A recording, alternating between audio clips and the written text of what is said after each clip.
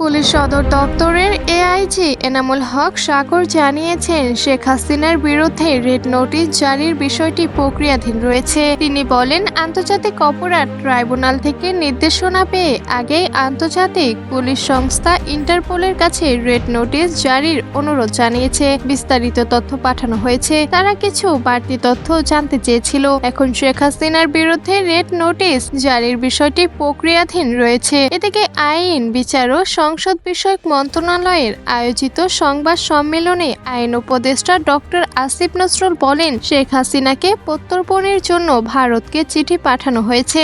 ভারত প্রত্যর্পণ না করলে চুক্তির সুস্পষ্ট লঙ্ঘন হবে। সে ব্যাপারে পদক্ষেপ কি হবে তা পররাষ্ট্র মন্ত্রণালয়ের মাধ্যমে নির্ধারণ করা হবে। আসিফ নজরুল আরো বলেন, ইন্টারপোলের মাধ্যমে রেড অ্যালার্ট জারি করার ব্যবস্থা হয়েছে। আরো কিছু করণীয় থাকলে করা হবে। বৈষম্য বিরোধী ছাত্র জনতার তীব্র আন্দোলনের মুখে গত 5 আগস্ট ভারতে চলে যান শেখ হাসিনা। এরপর থেকে তিনি সেখানেই অবস্থান করছে। গত 17 অক্টোবর আন্তর্জাতিক অপরাধ ট্রাইব্যুনালের বিচার কাজ শুরু হওয়ার পর শেখ হাসিনা ও আওয়ামী লীগের সাধারণ সম্পাদক ওবায়দুল কাদের সহ 45 জনের বিরুদ্ধে গ্রেপ্তারি পরোয়ানা জারি করে ট্রাইব্যুনাল। 18 নভেম্বরের মধ্যে শেখ হাসিনা সহ পলাতকদের আদালতে হাজির করার নির্দেশ দেওয়া হয়।